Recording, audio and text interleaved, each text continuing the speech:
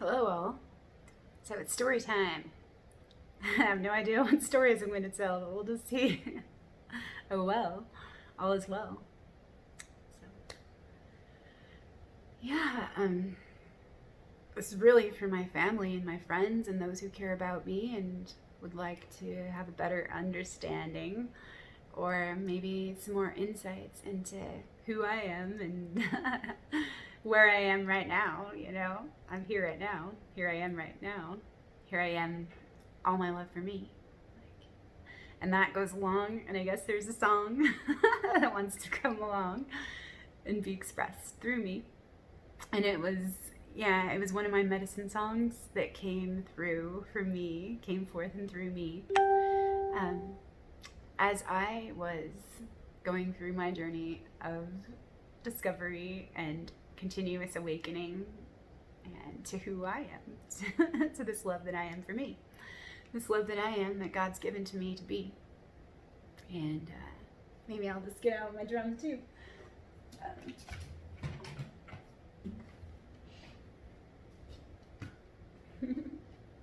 I made this at a little workshop with a beautiful friend of mine, medicine companion, Sangha companion, beautiful, beautiful woman who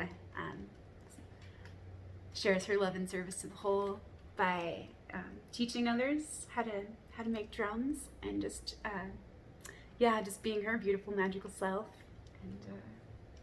And I'm so grateful that I was able to be a part of that and show up for that and receive this gift that wanted to, be welcomed. And it's made out of elk hide and it's elk medicine. And elk medicine is about endurance and stamina, and it's also a medicine of relating and exchanging and renewing and connecting with people, others of the same sex. So for me, that would be women, and that's a really important, it's really, really important thing for me that I felt like was lacking in my life, where I felt like I have, really been desiring that true intimacy, deep intimacy with other women and my sisters, and I have noticed that there are a lot of beautiful women and teachers in my life, and that I have been nourishing and nurturing those relationships through life, through living, through honoring my life. And I do feel that it's available now in different ways, but maybe, that weren't before, or maybe that I didn't realize before, and so I just celebrate that connection and that magic in those relationships, in and through those relationships with other women and other beautiful souls. And so I wanted to sing this little song. I wanted to come along, and it's just a cute little song, because it's so simple and it's so true. The divine wisdom is simple and it's true, and it's just it just comes through just how it does. And so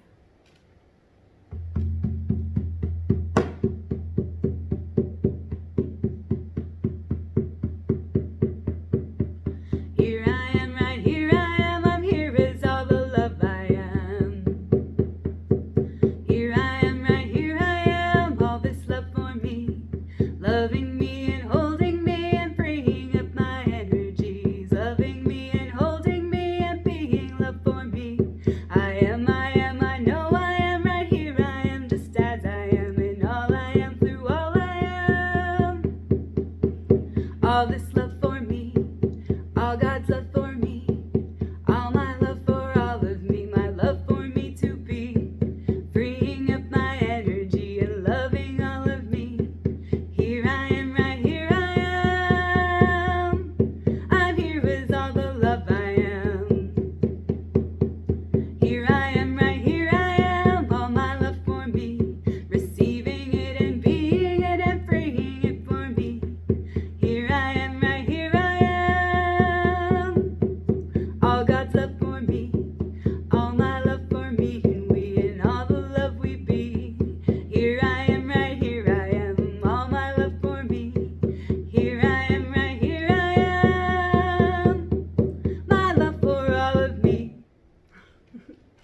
And so, yeah, it's just playing along and singing my songs and being my love for me.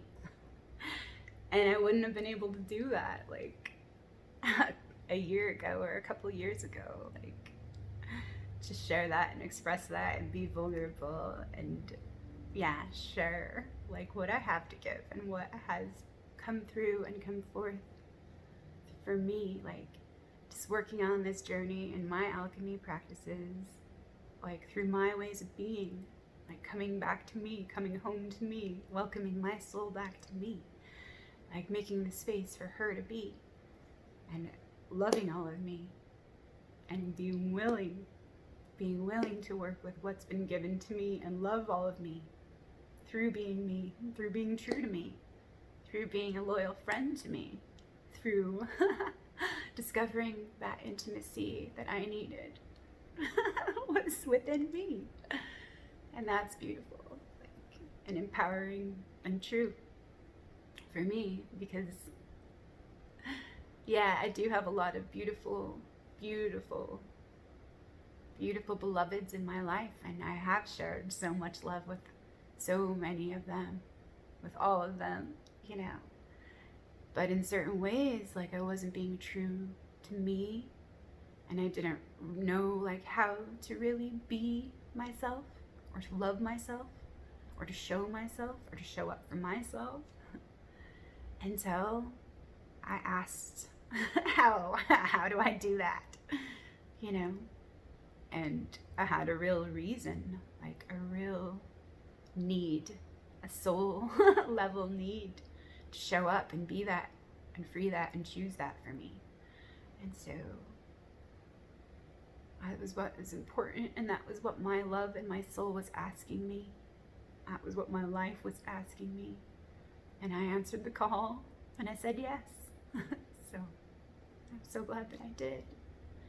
Because I know that if I would have rejected it, I wouldn't be alive today. So I'm glad to be here, and I'm glad I chose life. I'm glad I chose love for all of me. And I know that's like one of the hardest things that we struggle with, because of our beliefs and what we've been told to believe about ourselves and about the parts that we play, you know, and being disconnected, you know, from all those parts and from our heart, you know. It is like a living death, or, you know, yeah, not quite life and not quite death, like kind of a limbo scenario, or a ghost or a disembodied archetype. And that's like one of the first archetypes that came up for me too, like in my awareness and my discovery and my journey, was the ghost. Like, because I had been living like a ghost, a half life, you know, half living, kind of just surviving and existing, not really like living.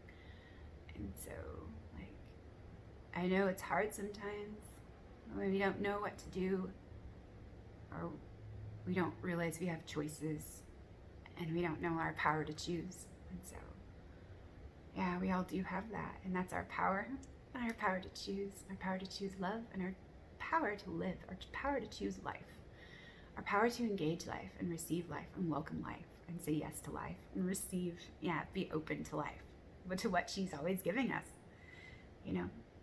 And so, kind of always had, though, a knowing and a deep love, such a deep love for God and for life. Yeah, and for spirit, soul, like for creation, for this beautiful world that we live in. Like, it's just a natural thing, you know, and I've always felt that for me, you know, through me. But like, sometimes when we forget and we get lost in our amnesia, or we get lost in our own, like, kind of false myths and stories in certain ways, where we do feel separate and disconnected from ourselves and from everyone else, or from the world, and just don't, you know, like, there's this disconnect from that relation. And so that's sometimes where it's dark and it's really difficult and hard to find our way, to find our ways, and to honor our ways of being. And so all of the struggles and the hard times that I've been through, they did teach me much, how much we're loved, how much love we have to give, and the love that we really are, and the love that we have to give and to be and receive and share and express and generate and weave, you know, co-create and become together. So, yeah. That's generosity, that's hospitality, that's reciprocity, it's prosperity, it's all things that we have to give. That's like where it's at, you know. So what do we have to give? Like, what we give is really like the love we are, and like the love we are is what we have to give, you know. So all we love, that we love, like we share that love, and that's like unlimited, infinite well of being love, of being who we are.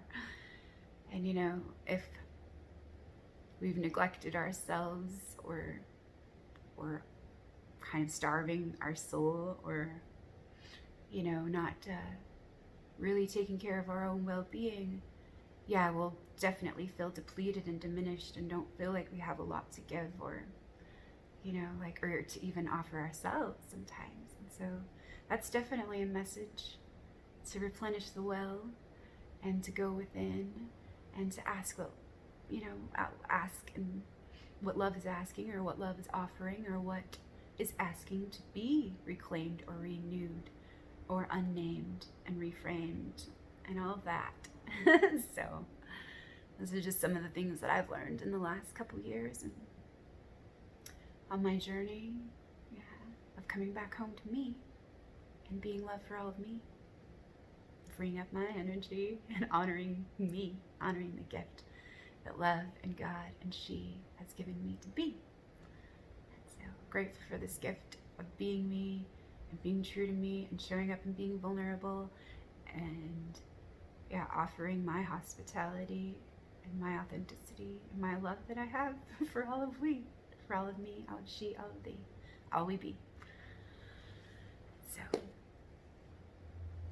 yeah, I've had some amazing, beautiful experiences, and I do appreciate all my relationships and all that they've taught me, every single one, every single one.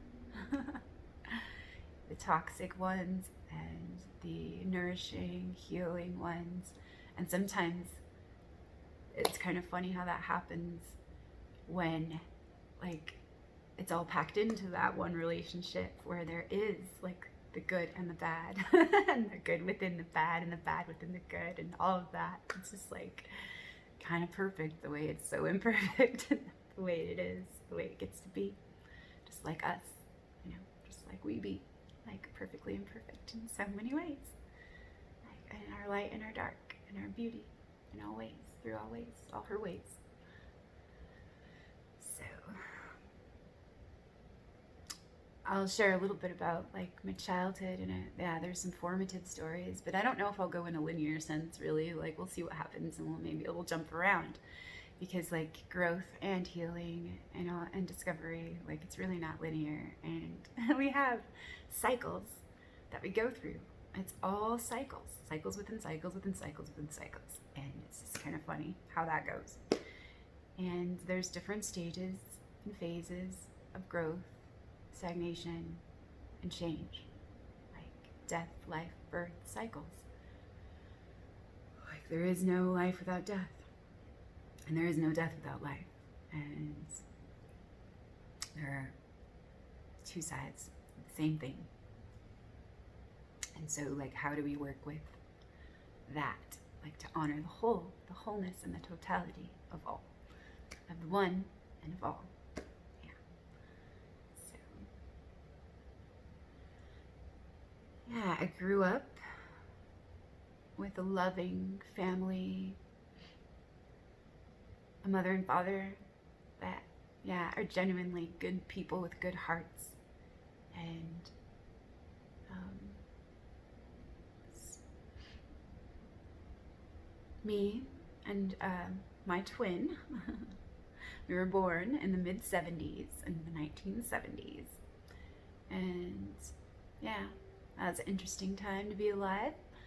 And we grew up in North Las Vegas from the time we were 2 years old until about the time that she and I were about 13 in 8th grade, in the middle of 8th grade.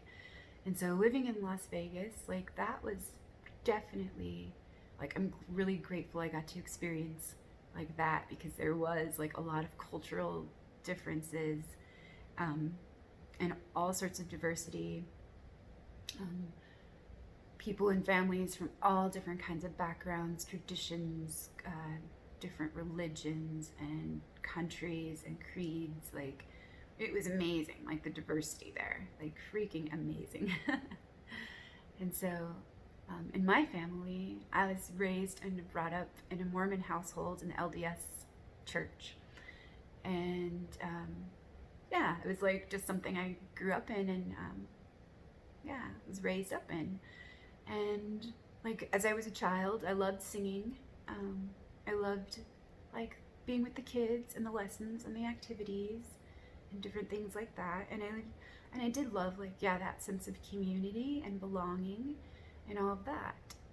And like it really was like precious to me in certain ways, because I would like in different senses, like during worship and prayer, I would feel that spirit of God, and I would feel that love, and I would feel like that sacredness in that space, you know. And it did feel like, you know, really good to connect with that. And that was like an important and definitely shaped like who I am today and who I would become, and yeah, who I will be still, you know. Yeah, it's definitely taught me a lot, like being a part of that, and also like the loss of that too, and then kind of grieving and forgiving like certain abuses that happened within that, you know, system and that group and all of that, in all different sorts of ways. But yeah, at school, yeah, we kind of lived in a, I guess, middle class to poor, kind of poorish neighborhood. And so, but you know, people that don't have very much too, they're usually the ones that are most generous and that share everything that they do have.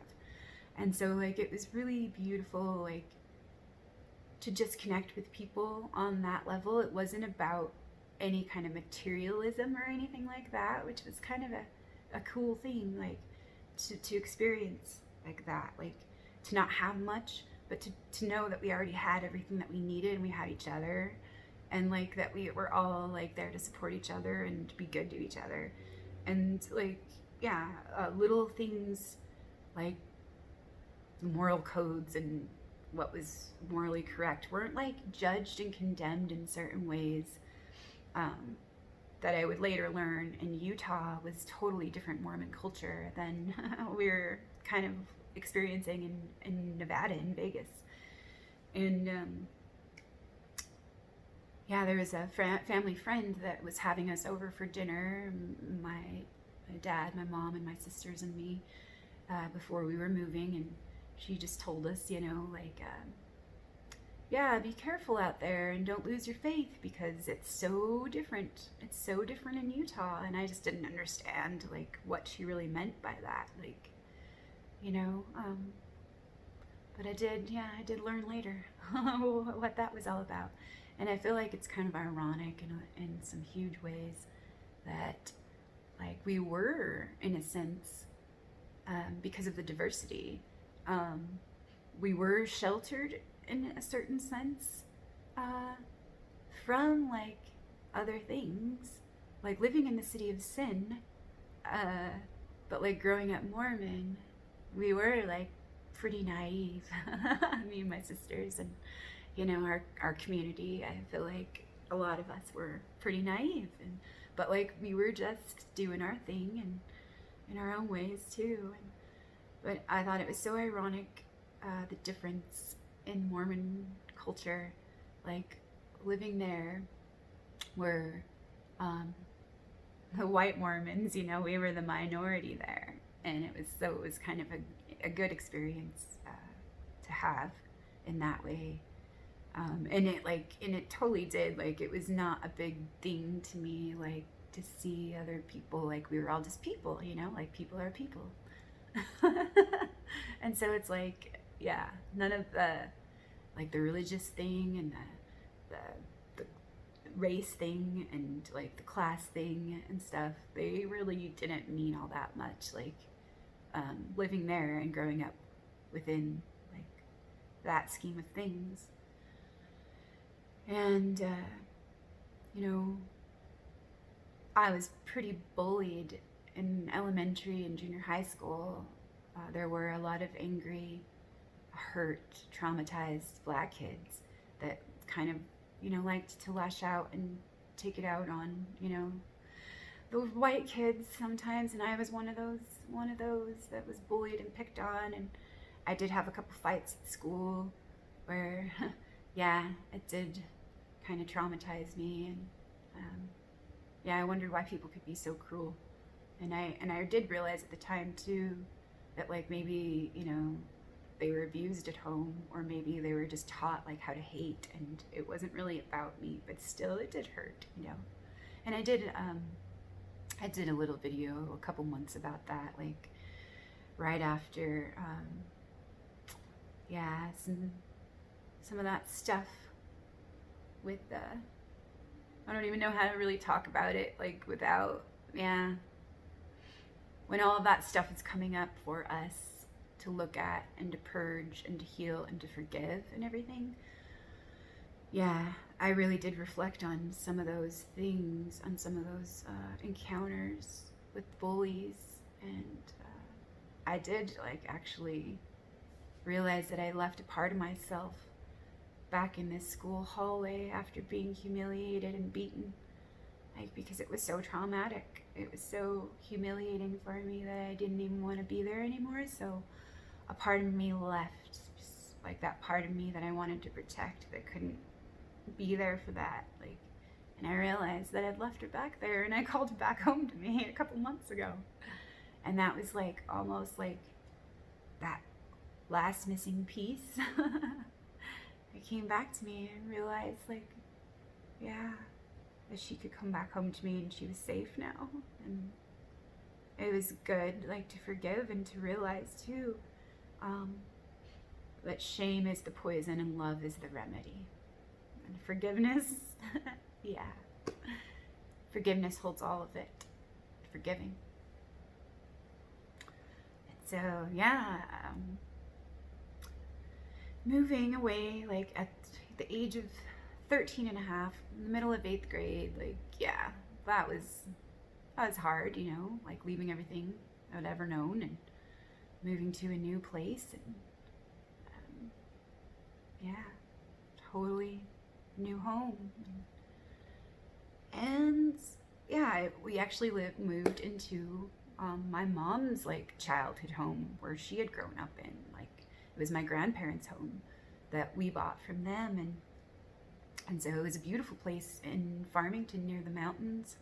And yeah, I loved that, like, being so close to the mountains.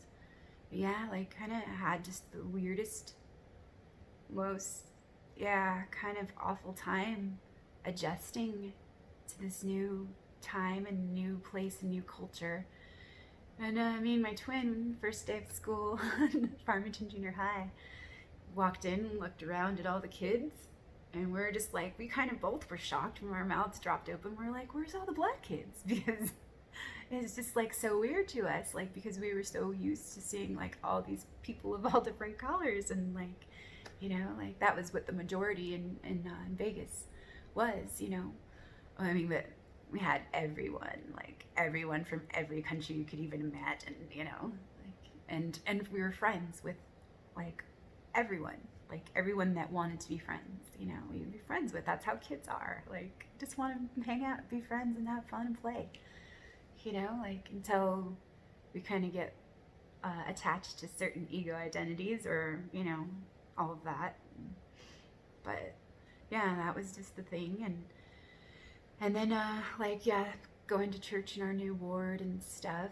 And it was like more of a wealthier area, like than what we were used to. And like, we didn't have the right clothes or the right shoes or the right look or whatever. And it was just, yeah, it's kind of weird that way. Like, where in Vegas, it didn't matter like what you wore, it just mattered, like your heart was what mattered, you know, and like just because we are. But like going to church, and it was like so cliquey, and at school it was so cliquey, and it was just the most bizarre thing. Because I know we have like certain groups that we always like kind of form and stuff, but it was such an extreme. Like, I just can't even. Yeah, like maybe my friends from Utah or from maybe other places can relate to that experience. Maybe you can share with me like what your experience was with like cliques in school or in church or whatever. But yeah, it was just like so freaking judgmental, and it was like, what? And mental. But yeah, it's just, it kind of was like inhospitable, and it didn't really feel good to be there in certain ways. But like, of course, I did meet some kindred spirits and some people I could relate with and have fun with. And but really during that time, I was more drawn to like you know, the weirdos and like the troublemakers and the mischief makers and the ones that didn't really want to behave or didn't want to go along with that kind of thing. And so they kind of like acted out in their own ways and just like, screw this kind of stuff, no thanks. And it's just kind of funny, like, where that's when I started like kind of more rebelling and going against like certain things that like that I had believed, and because it felt oppressive in certain ways. And that's, yeah, when it felt like it started to get like pretty oppressive, like for me, when I was trying to break out of that like rigid structure. And of course, like during this time, like my mom was going through some things, and she was really worried about us coming of age, and that's like part of the reason we did move. Yeah, during that time when we were just coming of age, you know, and teenagers. And yeah, it didn't really feel safe anymore in Vegas. Like things were getting a little bit more, like drugs were coming in, and there were shootings happening at the high school that we were going to go to. And she just had this opportunity. It was like just, yeah, what life offered for us to move and to start a new chapter of our lives in Utah and all of that. And so it was a definite like initiation and like the start of, yeah, some long, rocky, unstable, you know, kind of experiences and stories of abandonment and misplacement and what the fuck am I doing here and why am I here and I don't want to be here anymore and kind of, you know, things like that. But yeah, just really hurting because I didn't feel like I belonged anywhere or really was accepted. Like, and one of the things that I noticed too, like that was the most bizarre thing to me, and I didn't understand it at all, was that I noticed like walking to classes down the hallway, everyone would just look kind of like robotic or automatic almost, and wouldn't look people or wouldn't look me in the eye. Like I tried to make eye contact with people, like just to see hi, like who's here, like. And I noticed that everyone would avert their eyes and couldn't make eye contact. And it was the weirdest thing. Like, am I freaking invisible or is there something wrong with me? Like, nobody will look at me. Like, and it was just, yeah, I took it personally in certain ways. Like, it just felt so false and so, like, just so many walls, you know? And it just, yeah. Like, my heart just, like, wanted to close up and hold herself because it wasn't receptive, it wasn't welcoming. Yeah, and I just like wonder too, like how, like with these privileged people that did have a lot, like how they could be so miserly and all of that, and judgy, and like, and not talk to you if you didn't have on the right shoes, the right jeans. And I'd never experienced those kinds of things really, like maybe a teeny bit, like with one or two people that were just, yeah. But I guess like, yeah, like it's just like so foreign to me, an alien. And that's probably why I felt like an alien and a black sheep. And I was just kind of like, well, if I have to do those things to be liked or to be accepted, then I think I'm just gonna give you guys the finger, like, and do my own thing. And so like, yeah, that's when my rebel kind of like took hold to kind of protect myself, like, yeah, to armor myself. And yeah, that's when my mom started to kind of lose her mind a little bit and like project like some of her fears and her worries and her guilt on me and my sisters. But like I think like this is my own experience, but I feel like I was most like her, and so I got the brunt of like the iron fist and like the coercion and like that stomping of the tyrant, like, yeah, to force. I mean, because she did want the best for us, and she thought she was guiding us like the best way that she knew how, but she was losing control. And so it was like kind of her way of controlling things was controlling us in certain ways. And it did get very, very tyrannical and oppressive. And the harder she pushed, the more I wanted to push back. And I just, because I felt like I was being smothered and oppressed. And so like it just wasn't working for me. And I just didn't feel loved or received or accepted in all certain ways. And plus going through all those changes and like not even like knowing my body anymore, and like the hormones and just like all of that kind of confusion and everything. And so just kind of really crying for help in certain ways, but like also, yeah, just ready to branch out and like experience life for myself and do my own things too. And yeah, that's kind of how it was. But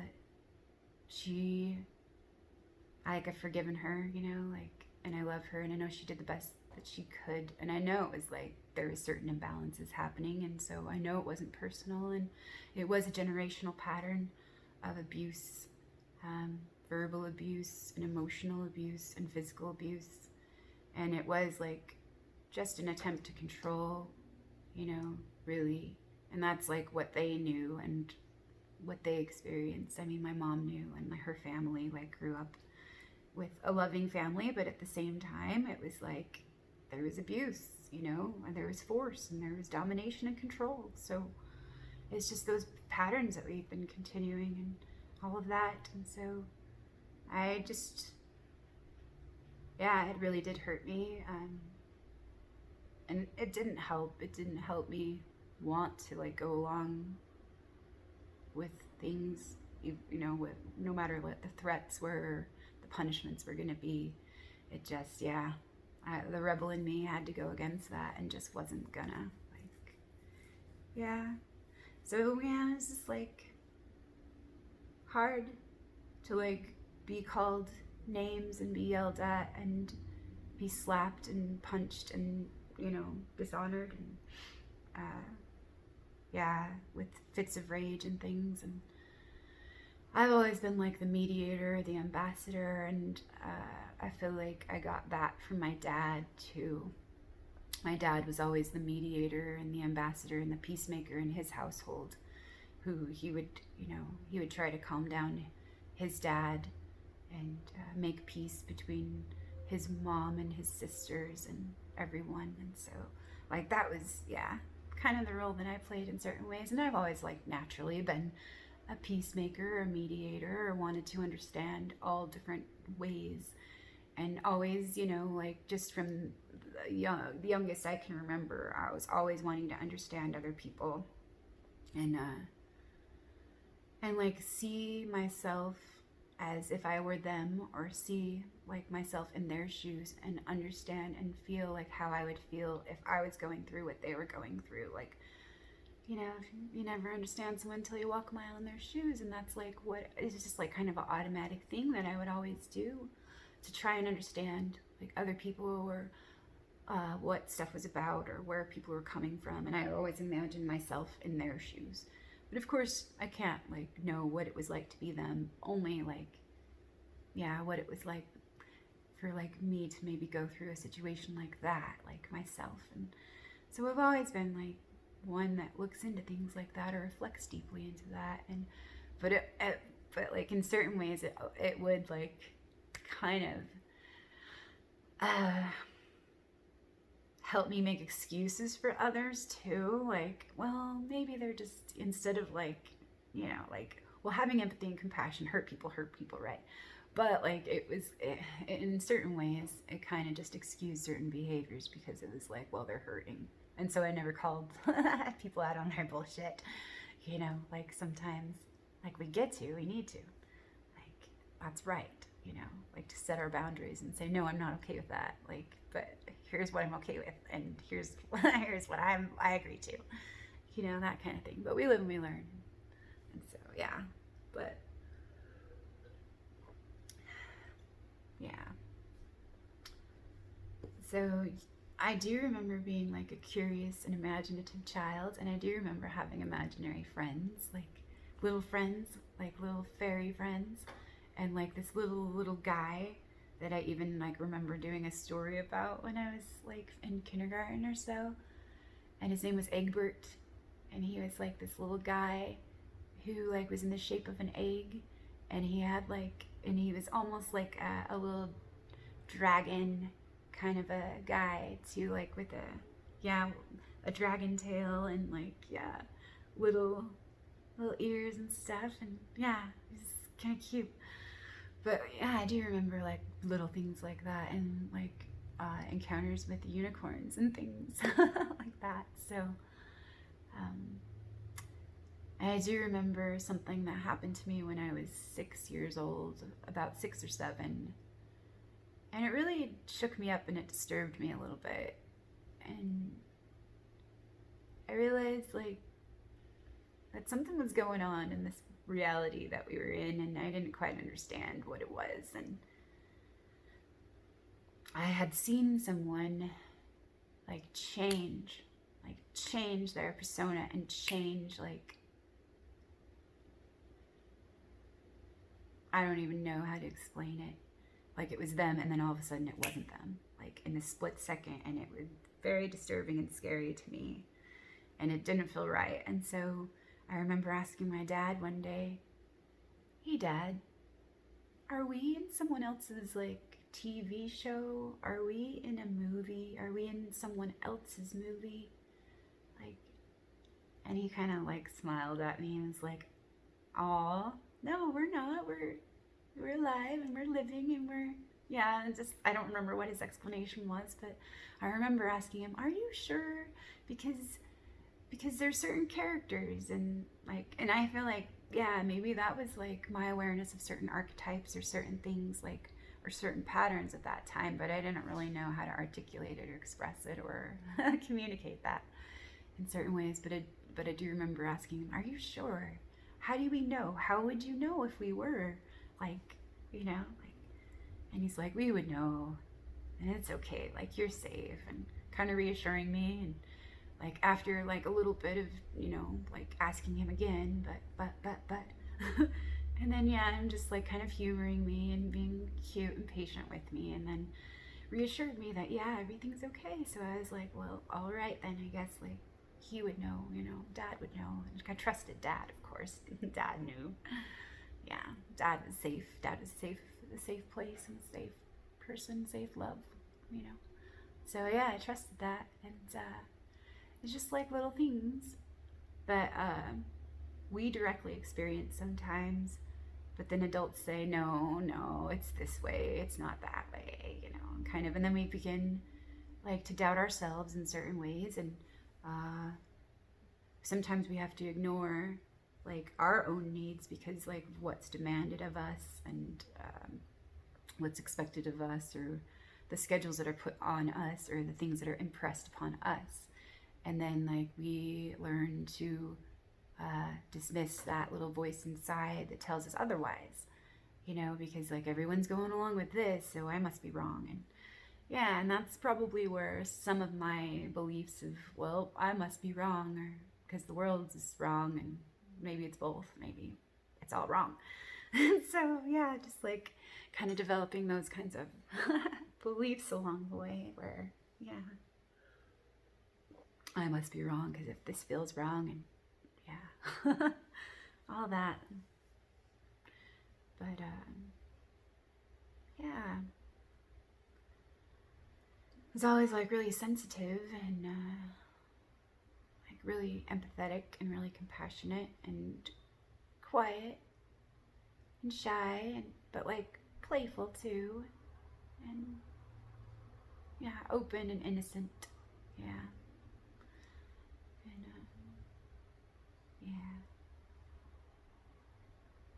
my feelings would be hurt very, very, very easily, but like I would get over it as easily as well. And but I did have a lot of compassion for anyone who was hurting, and I would like cry very easily at the drop of a hat, or really feel a person's pain that was near me and want to like offer them some comfort. Even when I was little, I remember my Aunt Linda coming to see us in Vegas, and I remember she was, yeah, not very well, not feeling very well. I could pick up on her feelings of sadness and sorrow and depression.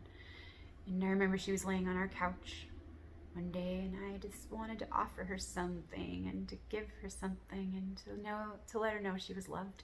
So I brought out all these my favorite stuffed animals, and like would give her one after one after one, and just the way that she lit up, and the way that she was like, oh, thank you so much, and it just made me want to keep giving, because it, like, I could tell, you know, like, oh, this is love, and this is helping. Because it did, like, just that little gesture of affection and just that little innocent like love, just the gesture of it, not what was actually being given, you know. It's the gesture of that love, of giving that love, and of being that love, and of offering that love, you know, and having that love received. And that was like what felt right to me. And like just, yeah, little things like that, and wanting to be that for that other that was sorrowful or that had forgotten. You know. But yeah, there's times in my life where I've forgotten too, and then I got to remember to give that love to me, and to free that love, and to be that love for me, to offer that love to me, to give myself permission to receive. And so, yeah, during my teenage years, that was a really hard time, where, yeah, my mom was just kind of in that tyrant mindset, and didn't know how else to like make us behave or cooperate or do what she wanted us to do, or be who she wanted us to be. And things were, yeah, tense at home. Yeah, and it was like very uncomfortable, and yeah, just didn't feel like a good place to be sometimes. And yeah, my dad was just kind of like at his wit's end. He didn't know what to do because, you know, but he finally did stand up and say, no, I'm not going to allow you to do that. I'm not going to smack her. No, I'm not going to do that. And kind of like, you know, we're just pleased that, you know, he was standing up for us. And yeah. But yeah, it did kind of drive my mom away in certain ways, where she thought like if she left, that we would not be taking her for granted anymore. And we would ask her to come back in different things, and then maybe like, yeah, things would be like, yeah, the way she wanted them to be, or yeah, who knows. But yeah, so she ended up leaving with my youngest sister, who was 3 at the time, and me and my twin were about 15 at the time. And yeah, it was hard, and it did hurt to be abandoned by my mother. But I was so angry with her because of the way that, her cruelty and like the abuse and stuff, that it was a relief. It was a relief for us that she was gone and we could like breathe and we could do our own thing. And like, but of course we were still hurting because it was totally a rejection and an abandonment wound, and just looking for love in all the wrong places, or in all those places that, like, feel like we're being offered that love, but it's really not love. And it's a substitution or a replacement for that love that we need. And we get to learn our own lessons in that too.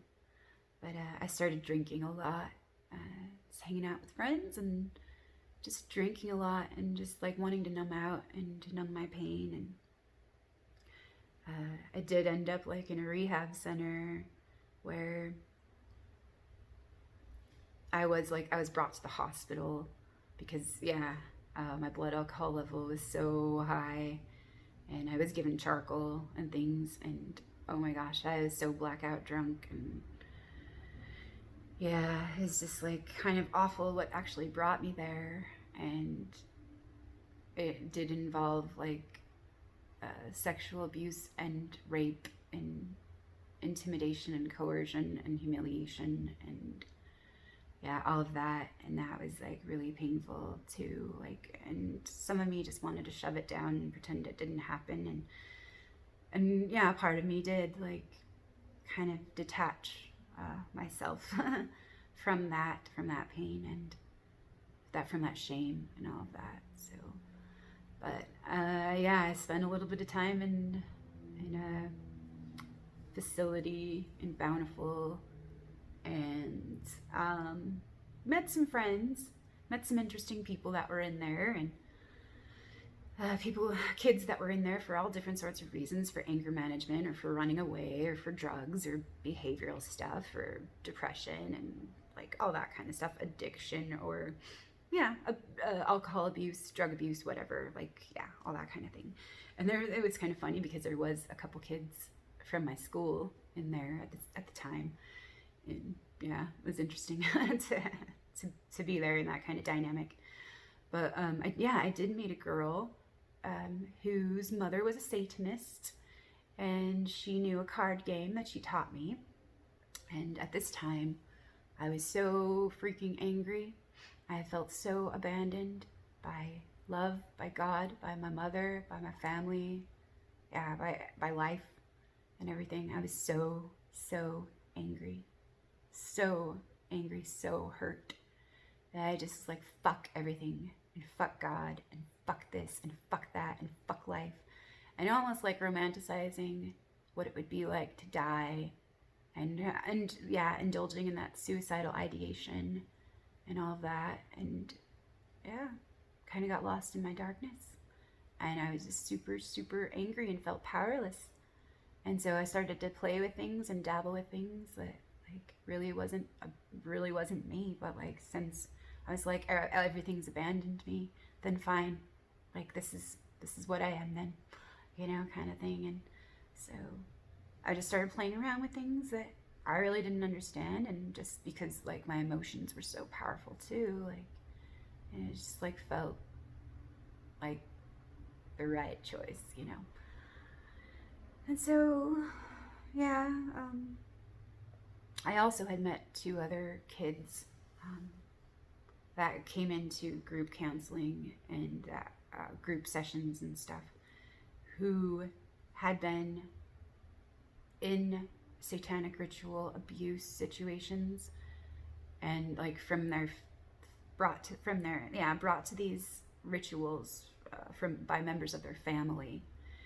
And they shared their experiences about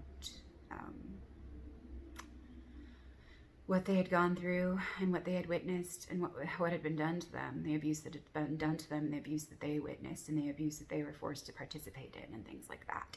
And so, like, as a teenager, that's like when I first learned about SRA, or Satanic Ritual Abuse, and how it is a real thing. Like, yeah. And yeah, I know these kids, and they're genuine, like, with it. They didn't have stories implanted in their heads. They genuinely lived through this. And I was in group therapy sessions with them for a couple months, like, where we'd share different things and things. So, yeah, like,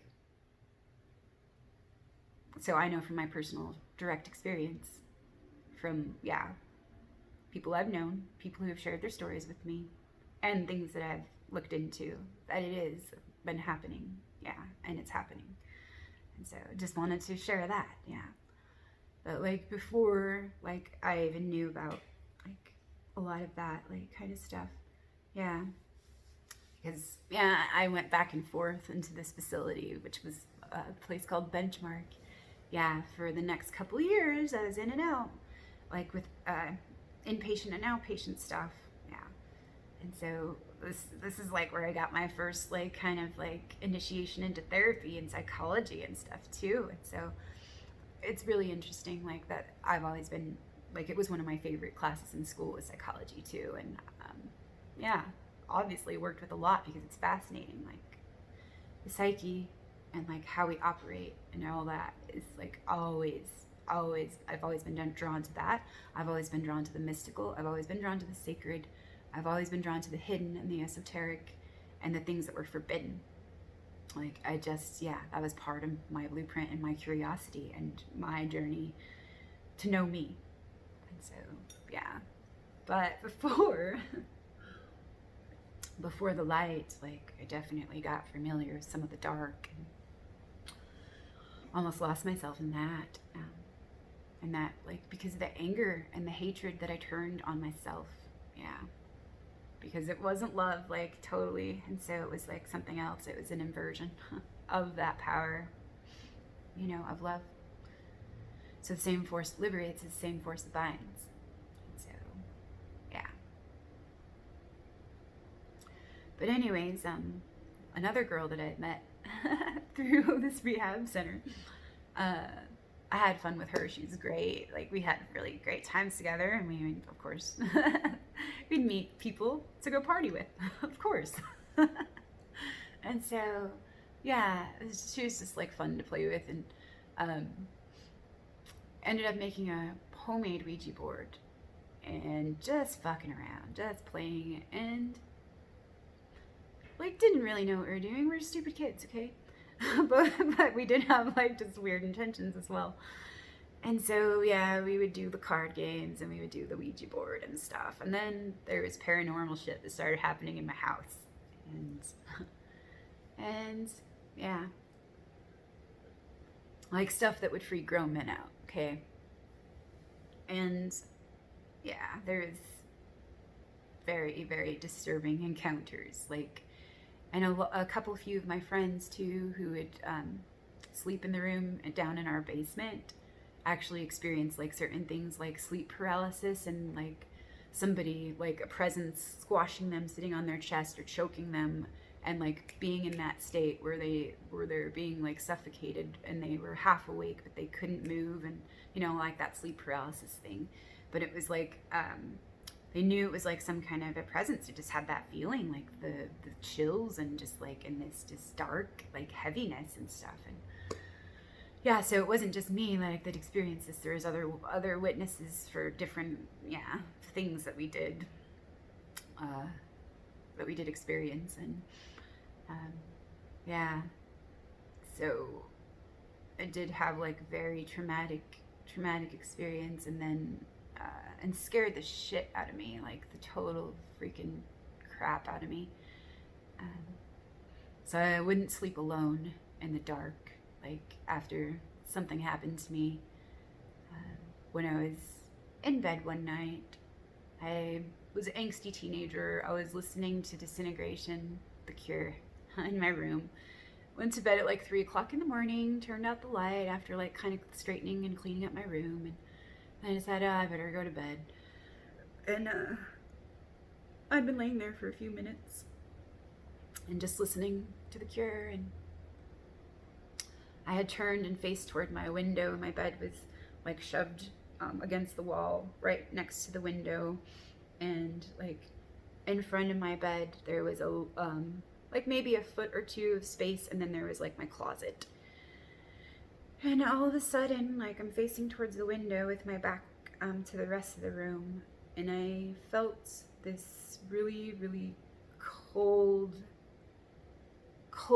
like the temperature dropped in the room like 10, 20 degrees, or it was definitely like, and goosebumps, and my hair started they stood up on end, and I totally like was laying there still facing the wall, like feeling like someone was standing over me, and it was just the creepiest feeling ever, and I didn't even want to look or like admit to myself that like this could be happening, you know, like, because it was just like, oh my god, it was just unnerving, and it like just didn't feel good. And all of a sudden I like rolled over on my back and was looking around, didn't see anything, and then underneath my bed I felt this kicking, like this very hard kicking, and it scared the crap out of me, and my bed shot forward to my closet and then back to the wall. I jumped out of my bed, ran out of my room, ran into my dad's room that was right across the hall.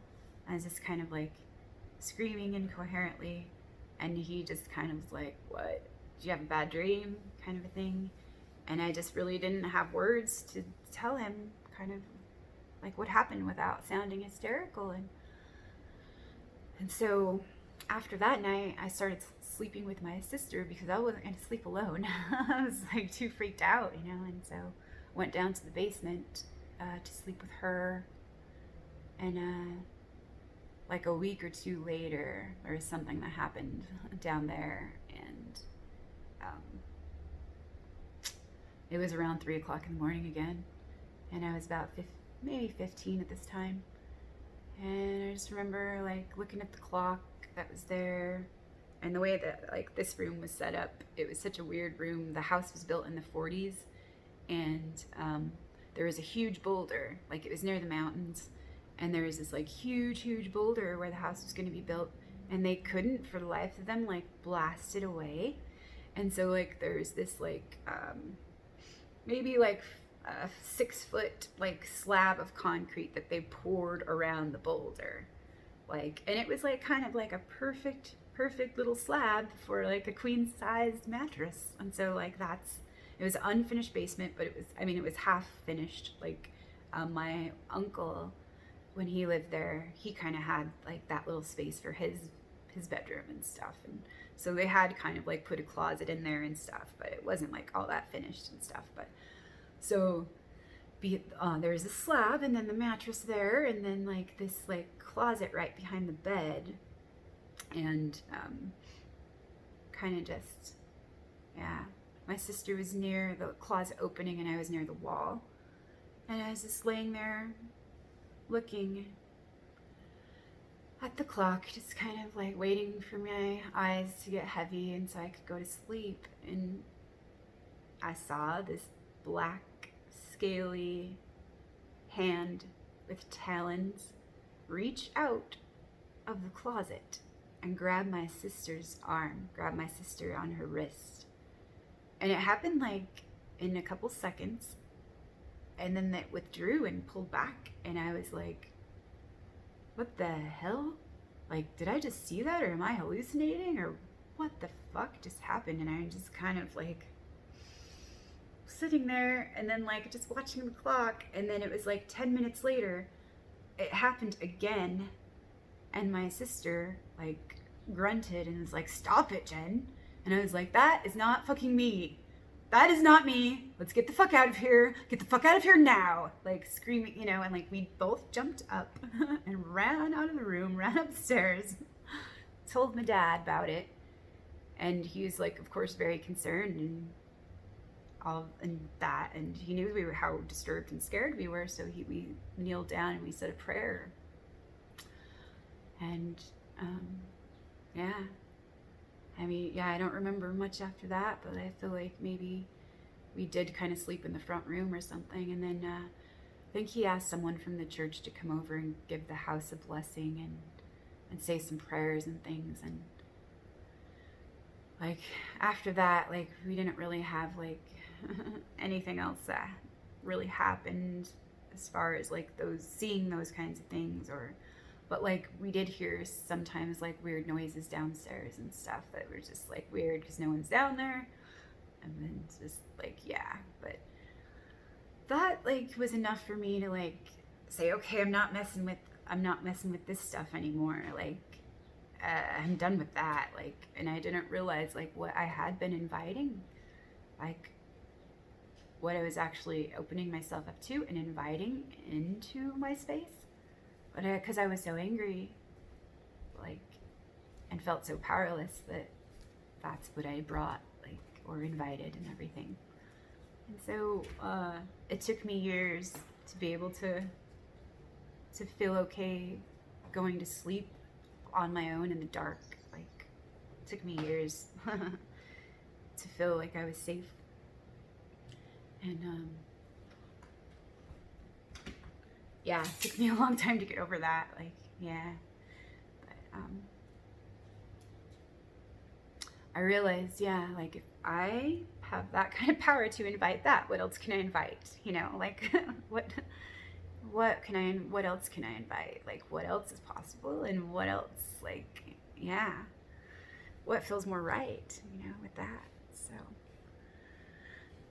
kind of still upset and angry and felt abandoned by God and by love and by life and by my mother, you know, but like, yeah, I knew like there were certain choices that I did have and that I didn't need to, like, I didn't need to welcome that anymore, and I could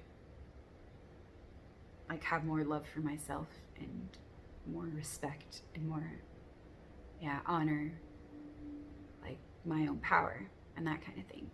But like of course it was a couple years later that I did a little more reflecting on like certain things and understood a little bit more about, yeah, what unfolded and what happened and everything. But it was very disturbing, you know, like it was freaky shit.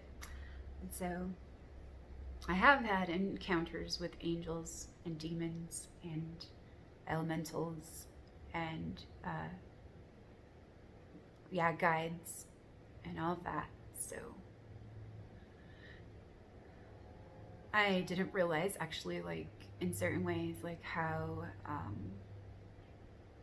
intuitive and how open I really was in certain ways until I looked back and reflected and explored like different parts of my lives and how I shut down my heart in certain ways or different layers of my being in different ways to survive or to protect myself or to numb out, to check out, to not feel like how intense everything felt and to feel the pain that I was feeling every day.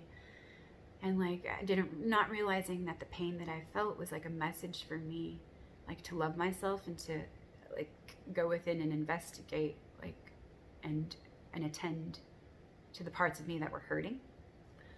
But like so I was on this cycle of addiction and depression and drinking for years and years and years and years. Like I'm so surprised that like like I'm in such good shape from what I actually did to myself. I abused myself so much and to avoid pain, but it kept cycling and cycling and cycling and feeding that pain over and over and over again, trying to avoid it. I was creating more of the same. And so I'll share more about that, like about my journey and the archetype of the addict and what the addict was really about. And like the addictions were substitutions, they were replacements for the love that I really needed and the love that I needed to offer and express and give and be for me. And really my art that I've been choosing and receiving and offering like has been a big part of that healing and realizing certain ways, certain old ways, certain patterns, like and certain old beliefs, and like helping me to see like my own processes and in that way. Like it's just such a great reflection to see, like to look at like what we expect of ourselves and what we expect of others, or what we expect of the process, or what we expect of the outcome, or any of those things and all of those things. And so it's been like really amazing in those ways. Thanks for listening to my stories, and yeah, I'm grateful to share them, and I'm grateful to have lived through them and to still be here, and in one piece, in a whole piece, to be peace for me. And so, yeah, thank you for listening. And yeah, what are your stories that you want to share? Are there any stories that are wanting to be told, or wanting to be expressed, and wanting to be honored and known and recognized or acknowledged? So let's look at our stories and let's share our stories, because our stories are needed and we're needed. So let's tell our stories, and let's celebrate our stories, and let's let go of our stories, and let's allow our stories, and let's write new stories. And we're the author of our own stories, really. We hold the pen. So let's write good stories, and let's tell good stories, and let's tell true stories. So amen.